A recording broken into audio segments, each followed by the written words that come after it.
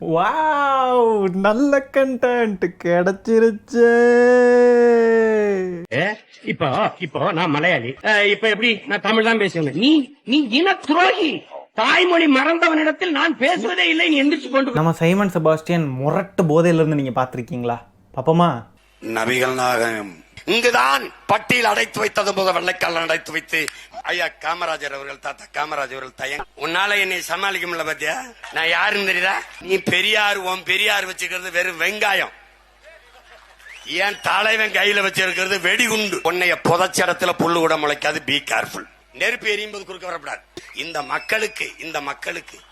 மக்களுக்கு உணர்த்துங்கள். இது புது மாதிரி சத்தம் போடுத. ஆரிய கைக்கூலி, RSS கூலி, பிஜேபி கைக்கூலி போடா பிக்காலி பாய்த்திகார பயிலுங்க. டேய், என் மரபணு சோதிச்சு பாடுறா. முழு குடிகாரனாக மாறிய சைமனை பார். அப்படியே சந்திரமுகி படத்துல ஜோதிகா கேரக்டருங்க சைமன் செபாஸ்டியனுக்கு பக்காவா இருக்கும். இவ்வளோ போதையிலையும் இவ்வளோ தெளிவா நடிக்கிறான் பாருங்க. டைலாக் டெலிவரிலாம் கரெக்டா வருதுங்க. இவன் சினிமாவில் இருந்திருந்தானா எப்படிப்பட்ட ஒரு பிரைட் ஃபியூச்சர் கிடச்சிருந்துருக்கும். உழைச்சி சாப்பிட பிடிக்காதோ, ஒருவேளை அதனால தான் சினிமாவில் போனால் உழைக்க வேண்டியது இருக்கும், கஷ்டப்பட வேண்டியது இருக்கும். அதனால நம்ம அரசியலுக்குள்ளே போய் அவனுக்காவது அடிவருடியாக இருந்துட்டோன்னு சொன்னாக்க பணம் தருவாங்க, வாயை வாடகைக்கு விட்டுட்டோன்னு சொன்னாக்க நல்லா பணம் கிடைக்கும்னு சொல்லிட்டு வந்துட்டானோ அரசியலுக்குள்ளே. இப்போ சமீபத்தில்ங்க இந்த ஈரோட்டில் இடைத்தேர்தலுக்கு பிரச்சாரம் பண்ணிகிட்டு இருக்கான் இல்லையா, அதில் சமீபத்தில் ஒரு கூட்டத்தில் பார்த்தீங்கன்னா சைமன் செபாஸ்டியன் பார்ப்பனர்களுக்கு ஆதரவாக பேசியிருக்காங்க. அந்த காணொலியை லைட்டாக பாருங்களேன். என்ன பார்ப்பன எதிர்ப்பு எப்படி வருது பாரு. இவன் ஈர்ப்ப தக்க வைக்க பாரு. நீ நல்லா கத்துக்கணும். உலகத்திலே கொடுமையான வன்முறை எது? இது கேள்வி. ஒருவனை தாக்கினால் அவன் திருப்பி தாக்க மாட்டான், தாக்க முடியாது என்று தெரிந்து அவனை தாக்குவதாண்டா உலகத்திலே கொடிய வன்முறை. அதுல என்ன பண்ணிட்டான்? 100க்கு 3 பேர் பிராமணன். இவனை அடிச்சா 30 பேர் திராவிடன். இவன் இருப்ப தக்க வைக்க அந்த பிராமண பூச்சாண்டிய பார்ப்பன பூச்சாண்டிய காட்டி திருடே. இவன் என்னங்க இப்படி ஆயிட்டான்? பார்ப்பினத்துக்கு கூஜா தூக்குற வேலையை பார்க்கறான். நம்ம என்னைக்குமே ஒன்று புரிஞ்சுக்கோங்க, பார்ப்பனர்கள் அப்படின்ற மனிதர்கள் இருக்காங்க இல்லையா, அவங்கள நம்ம வெறுக்கிறது இல்லை, சரியா? அந்த மனிதர்களை நம்ம மனிதத்தன்மையோட தான் அணுகுவோம். இதுதான் நம்மளுடைய திராவிடம். ஆனால் அந்த பார்ப்பனியம் இருக்குல்ல, பார்ப்பனர்கள் ஃபாலோ பண்ணக்கூடிய பார்ப்பனியம், அந்த சிந்தனை, அந்த கொள்கை, அந்த புத்தி இருக்கு இல்லையா, அதை தான் நம்ம எதிர்க்கிறோம், அதை தான் நம்ம குறி வச்சு தாக்குறோம். நீ சூத்திரன், நான் பிராமணன், நான் ஒசத்தி, நீ தாழ்ந்தவன் அப்படின்னு சொல்லிட்டு படிநிலைகள் இருக்கு இல்லையா, 4 விதமான படிநிலைகளை அவங்க ஃபாலோ பண்ணுறாங்க. அவங்க ஃபாலோ பண்ணுற அந்த படிநிலைகள் நம்ம சமுதாயத்தில் ஏற்றத்தாழ்வுகளை உண்டாக்குது. அதனால தான் நம்ம அவங்கள எதிர்க்கிறோம், அந்த கருத்தியில் எதிர்க்கிறோம். இதை தான் தந்தை பெரியார் எதிர்த்து போராடினார். அது மட்டும் இல்லாமல் அண்ணல் அம்பேத்கரும் இதையெல்லாம் எதிர்த்து நிறைய பேசியிருக்கார். தந்தை பெரியார் பேசின அளவுக்கு அம்பேத்கரும் பேசியிருக்கார். அப்போ இவன் பெரியாரை விமர்சிக்கிற மாதிரி அண்ணல் அம்பேத்கரை விமர்சிப்பானா? விமர்சிக்க மாட்டான். இதே வாயி முன்னாடி பேசினத பாப்போமா? பாதி வெள்ளையா இருந்த பாப்பா என்ன பாப்பா தீட்டு தொட்டா தீட்டுனா முழுக்க வெள்ளையா இருந்த வெள்ளக்காரங்க தொட்டாண்டா வான்னு போனாண்டா பின்னாடி. இதாண்டா கிறிஸ்தவ முஸ்லீம் மாறினது. அயோத்தி நாயவா சத்திரிய சொத்தா தங்கிட்டு சாணான பாத்தா தீட்டு எல்லா நாய் வாண்டா சொன்னது. வாடா தொலைச்சுக்கிறேன் அயோத்திய பெயரலாம். நான் உயிரோட இருக்கு வர ஒரு பாப்பான் இந்த மண்ணில் ஆள முடியாது.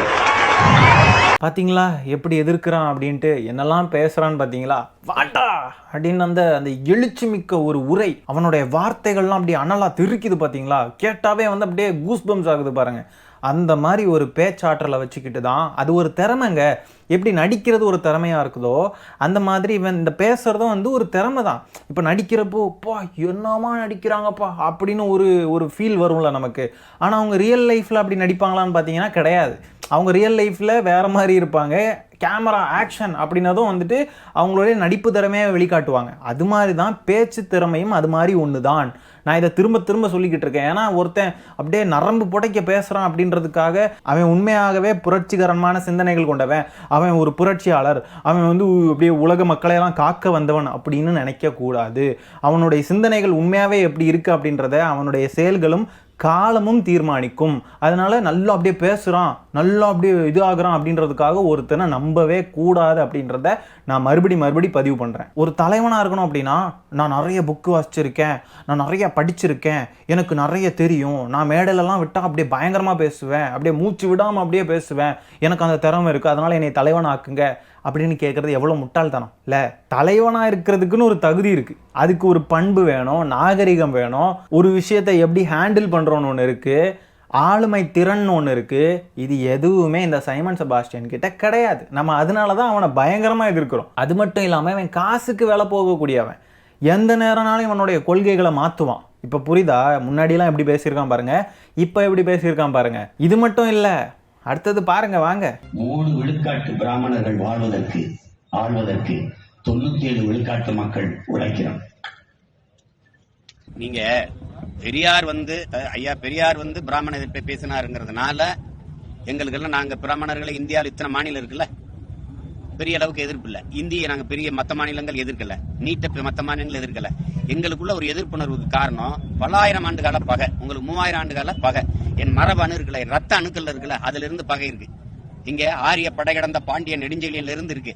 ஆரிய கனகனும் விஜயனும் தமிழரையும் இழிவா பேசிட்டானுங்கன்னா எங்க பாட்டன் செங்குட்டுவன் போய் படையை நடத்தி கல்ல தூக்கிட்டு வாடா சுமந்து வாடான்னு பாட்டி கண்ணைக்கு கோயில் கட்டுறான். அங்க இருந்து வரலாற்று பகை இது. அதனால பெரியார் கொளுத்தி போட்டாரு எரிஞ்சிட்டோம். நாங்க ஆரிய பிராமணர்களே இல்லாத இந்தியாவை உருவாக்குவோம் நாங்க சொல்றோம். இதுக்கு முன்னாடி என்ன நடந்துச்சு? குடி பறிச்சது நானு, கண்டுடைச்சு கொண்டாடுறது நானு, சாரம் கட்டி மேல தூக்கி ஏத்தது நானு, கோபுரம் கட்டினது நானு, கலசம் செஞ்சு வச்சது நானு, கற்பக்கரம் கட்டினது நானு, சாமி சிலையை டொச்சுன்னு குத்தி செலுத்தினது நானு, தூக்கிட்டு வந்து உள்ள இறக்குனது நானு, கொஞ்சோண்டு செம்புல தண்ணியை கொண்டாந்து கொஞ்சம் கல்லு சாமி ஆயிடுச்சு. ஆளாக்கு கெட் அவுட், உள்ள வந்தா தீட்டு அன்னைக்கு நாய ஏன் கோயிலுக்கு நீ நினைக்கிட்டு என்ன வெளியடா அப்படின்னு சொல்லியிருந்தா உன் தாய்மொழியும் கோயிலுக்குள்ள வழிபாடுன்றது. பார்த்தீங்களா இப்படிலாம் பேசியிருக்கான் அப்படின்னு. எனக்கு ஒரு டவுட் என்ன அப்படின்னா, இந்த ஜாம்பிங்கள்கிட்ட கேட்கணும், இவன் இப்படியெல்லாம் பேசியிருக்கான்ல, இப்படியெல்லாம் பேசுகிறப்பவும் நீங்கள் தான் கை தட்டிக்கிட்டு இருந்தீங்க. இப்போது பார்ப்பனியத்துக்கு ஆதரவாக பேசுகிறான், அவங்களெல்லாம் காப்பாற்றி பேசுகிறான், அந்த சிந்தனைகளையெல்லாம் காப்பாற்றுறான், அவங்களெல்லாம் காப்பாற்றிக்கிட்டு இருக்கான். இப்போவும் நீங்கள் தான் கை தட்டுறீங்க. நீங்கள்லாம் சாப்பாட்டுக்கு உண்மையாகவே சோறு தான் சாப்பிட்றீங்களா அப்படின்னு எனக்கு ஒரு டவுட் இருக்குது. ஜாம்பிங்களே கிளியர் பண்ணுங்கள். இந்த சைமனால் இன்னொரு ஒரு பெரிய இம்பேக்ட் நம்ம தோழர்களுக்கு மத்தியிலேயே உண்டாயிருக்கு. என்ன தெரியுமா?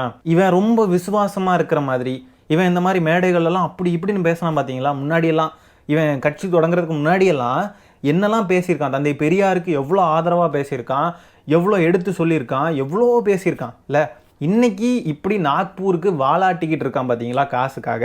இது உளவியலாக எங்கே ஒரு சிக்கலை ஏற்படுத்துது, யாருக்கு இது சிக்கலாக இருக்கும் அப்படின்னு பார்த்தீங்கன்னா, இவனை வளர்த்து விட்ட தலைவர்கள், திராவிட தலைவர்கள், உண்மையாகவே தந்தை பெரியாருக்கு கடைசி வரைக்கும் உண்மையாகவே இருக்கக்கூடிய தலைவர்கள், அவங்களுடைய மனதளவில் அவங்க என்ன யோசிக்க ஆரம்பிச்சிருவாங்கன்னா, இவனை மாதிரி இனி எவன் வந்தாலும் நம்பக்கூடாது, இவனை மாதிரி இப்படி பயங்கரமாக பேசிக்கிட்டு அப்படியே பயங்கரமாக கத்துறது, கூப்பாடு போடுறது, அப்படியே தந்தை பெரியார்னா அப்படியே வெறிகுண்டு திரிஞ்சு எவனாவது ஒருத்தன் அப்படி வந்தால் கூட அவனை நம்ம முழுமையாக நம்பக்கூடாதுன்னா அவனை ஒரு சந்தேக கண்ணோடையே பார்ப்பாங்க.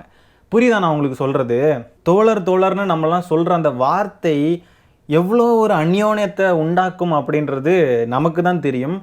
அப்படி நம்ம தோழர்னு கூப்பிடுற ஒரு நபர் பின்னாட்களில் காசுக்காக அவன் கொள்கையை மாற்றி வாயை வாடகைக்கு விட்டு வளர்த்து விட்டவங்களே திருப்பி அட்டாக் பண்ணி பேசுகிறான். அப்படின்றப்போ வளர்த்து விட்டவங்கள மட்டும் பேசுறது இல்லாமல் இந்த சமுதாயத்துக்கு, இந்த இனத்துக்கே துரோகம் பண்ணி காட்டி கொடுக்குற வேலையை பார்த்துக்கிட்டு இருக்கான். அப்படின்றப்போ அப்போ இவனை வளர்த்து விட்ட நபர்கள் எப்படி ஃபீல் பண்ணுவாங்க?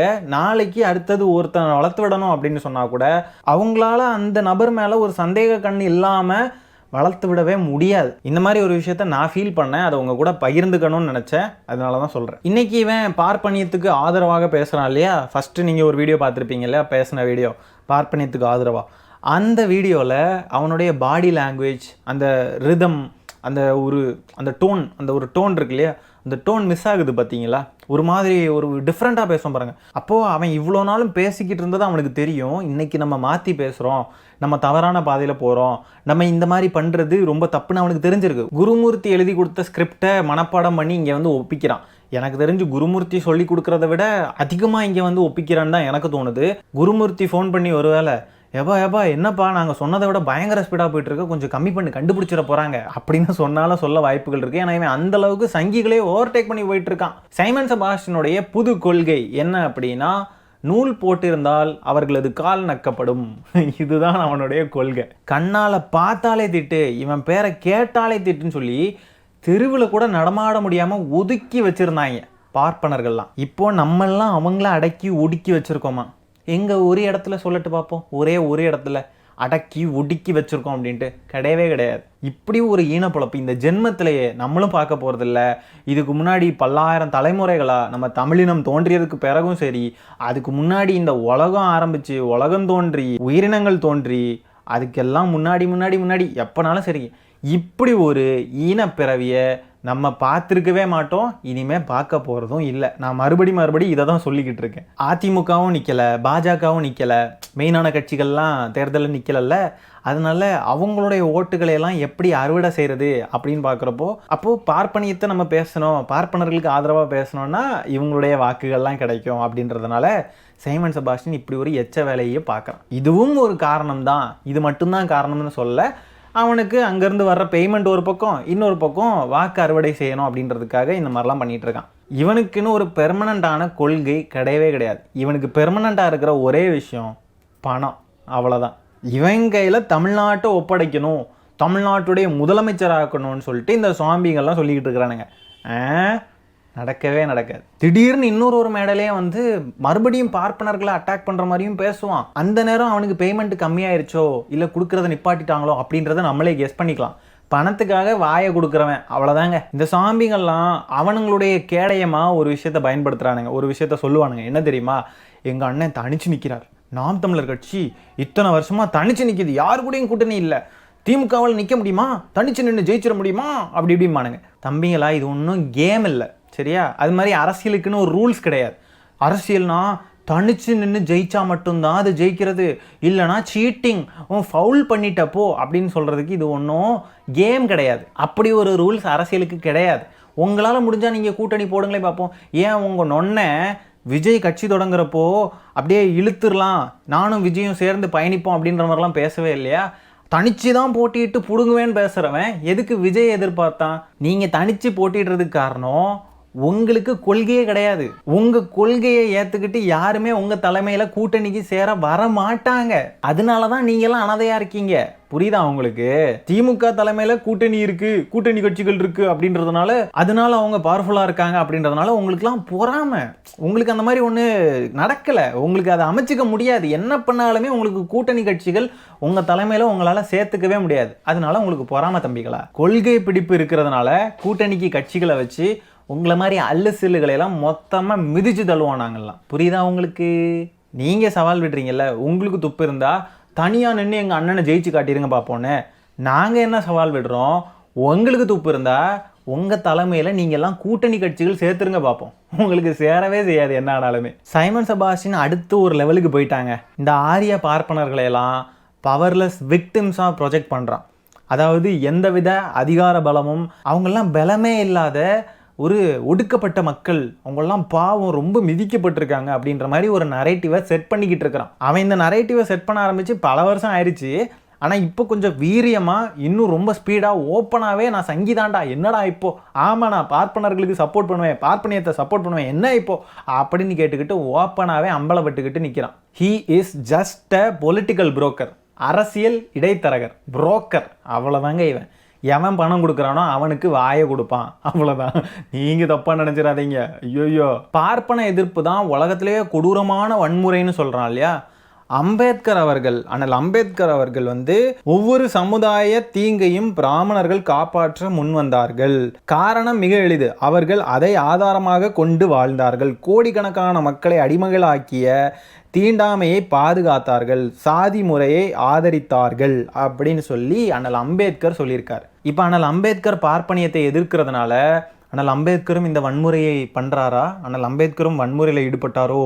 இந்த சைமன் செபாஸ்டியன் முழுக்க தமிழ்நாட்டில் இருக்கிற ஒரு அர்ஜுன் சம்பத்துடைய 2வது வெர்ஷன் மாதிரி உருவெடுத்து விட்டான். பப்ளிக்காக ஓப்பனாகவே அவன் செயல்பட ஆரம்பிச்சிட்டான். அவன் ஓம் தமிழர் கட்சி தான் நடத்துகிறான் அப்படின்ட்டு. சீக்கிரமாக சைமன் செபாஸ்டியன் கிட்டேருந்து ஜெய் ஸ்ரீராம் கோஷங்களையும் எதிர்பார்க்கலாம். அப்பவும் இந்த சாம்பிகள் கை தட்டி வரவேற்பாங்க. சைமன் செபாஸ்டியனை தூக்கி வச்சு கொண்டாடுவாங்க. விரைவில் இது நடக்கும், கண்டிப்பாக நடக்கும். சரி மக்களே, இந்த காணொலியை நான் இதோட என் பண்ணிக்கிறேன். இந்த வீடியோவில் நம்ம பேசியிருக்கிற விஷயங்களை பற்றி உங்களுடைய கருத்துக்கள் என்னன்றதை கமெண்ட்டில் பதிவு பண்ணுங்க. வீடியோ பிடிச்சிருந்தா ஒரு லைக்கை தட்டி விட்டு 4 பேருக்கு ஷேர் பண்ணுங்கள். முக்கியமாக நம்ம சேனலை சப்ஸ்கிரைப் பண்ணி வச்சுக்கோங்க. மீண்டும் இன்னொரு காணொலியில் சீக்கிரமாக உங்களை சந்திக்கிறேன். அது வரைக்கும் டடா பை, டேக் கேர்.